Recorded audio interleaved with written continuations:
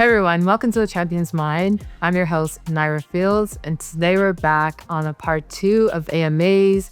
The response in the first episode was so significant that we thought we'd do a second episode. And honestly, I got a lot of questions from a lot of you guys in my DM, so we're gonna run through that. So the last time we talked about mindset shifts. So now we're gonna pivot and we're gonna go to navigating your outward environment. And the first question is from Freya. This is about honestly just really letting go of all the noise, really disregarding everything and anything that's not directly in alignment with what you want and your goals are.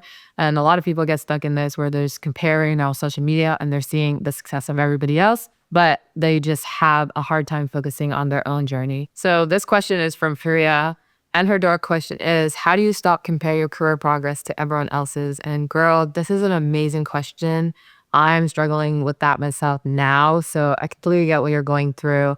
And I'll just give you a little bit of advice on how to navigate that and how I'm navigating it. So I recently just retired and now I'm in the tech industry, specifically sales. And I work for this tech company. It's an amazing company. However, we have like a performance system, and the way it works, and we'll be in the chats, and if you like book a meeting, you put in the chat so everybody can see, and then essentially you're just really reminded of everybody who's succeeding. And it's honestly really hard because it's always reminding me that I'm not, because I'm rarely in that chat putting in how I booked a meeting or I was able to hit quotas. So it's really hard, and I understand like that could be hard to navigate in itself. But one thing I started to do is I had to, stop just, I guess, engaging in that. And what I did first was I had to mute the chat. As much as I wanted to see the success of everybody else and like really get happy for them, I started to notice that I was comparing myself to their success and how it was making me feel. So I knew that it was going to be beneficial for me. So the first thing I would suggest is know yourself. Sometimes people can see other people's success and this inspiration is a motivation and it pushes them to excel in their own career. But if you're not that type of person, you really have to dissect what type of person you are and how it's impacting you. So if it is really just taking your confidence down, then that's something you're probably going to have to actively stay away from if you could. And part 2, remind yourself of all the steps that you're taking.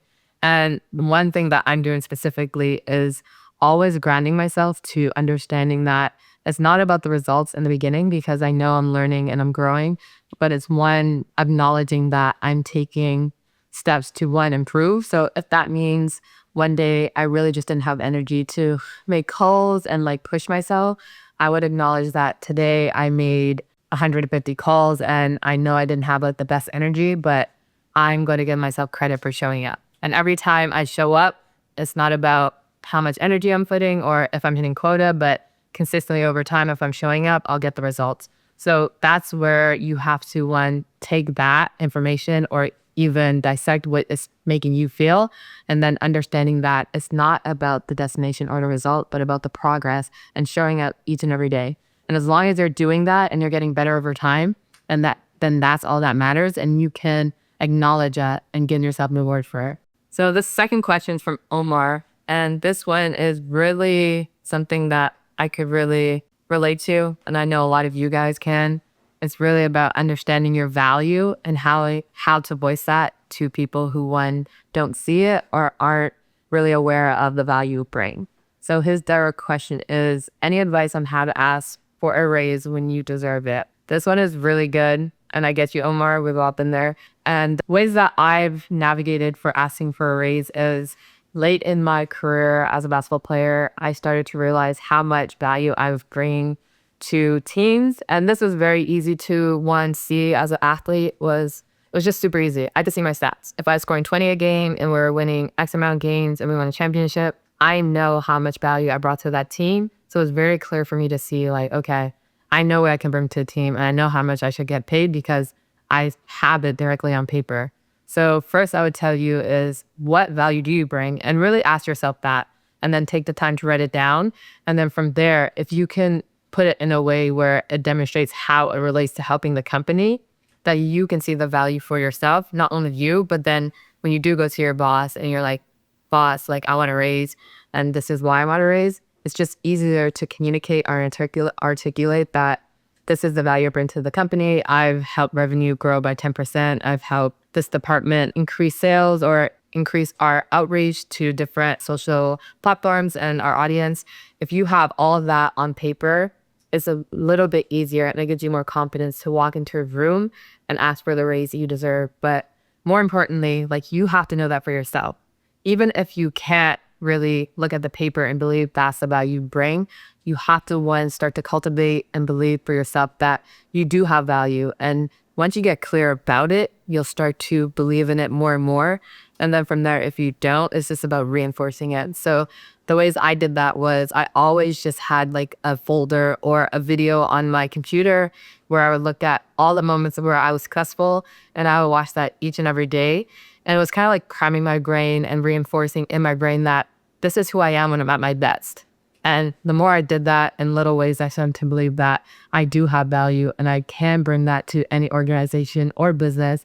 And that also gave me a little bit of more confidence and belief in myself to, one, ask for the things that I knew I deserved. So this last question is from Sophia. And this one we go into just like the imposter syndrome. This one is where you've really worked hard for something, you got the promotion, you got the achievement, and when you get it, you feel this sense of fraud. And that's what we're going to talk about in this question. And her question is, I finally got the promotion I wanted, and now I feel like a total fraud. Is this normal? I would definitely agree that it's something that some people do experience when they do get the promotion or get the reward. I think it's normal because obviously, like, getting it is like a new level that you have yet to experience. So some sense of like uncertainty or just unclarity of what it looks like, or if you're capable of being able to handle it, is normal. So yes, I would say it's a little bit normal to feel that way. One way to navigate that is to really just understand what the role requires and how you're able to, one, bring past experiences to that role, but also just giving yourself grace. Like, you got the promotion, obviously, is something that you worked hard for. And maybe in your prior position, you didn't have all the responsibilities that this new role has, but really just understanding that it's okay and that you can take that time to, one, learn, get better, and grow. But if you do have something on paper, which for me is really, I'm a visual learner. So for anybody who's a visual learner, this is very helpful. If you actually put it down on paper and see like, okay, like this role requires X, Y, and Z. These are the skills I have. And then to do like a comparison. And then obviously the skills that you don't have or have yet to develop, those are things that over time you can develop within the role. So just making an action plan very clear, very straightforward, very simple about how every day you're going to improve, even if it's by 1%, and using that as a guideline to the journey that you're going to take on this new path, but just understanding that you can still approach that situation with a little bit of confidence, knowing that you're actually pushing yourself and you're actually going to do the work to get better. And you know that you're capable of doing it because you did it in your last position. And to really just put that as the focal point of what and why you're valuable in this role, in this new role. And that's going to help you, one, feel less of a fraud and give you a little bit more confidence. That's it for the AMA, guys. Thank you so much for the people who did write in and DM me with their questions. We covered a lot of ground in these 2 episodes. The core theme is that your performance is a product of your mindset. It's the only variable you truly control. If this was useful, please share it with somebody. And as always, your mindset is your power. Use it.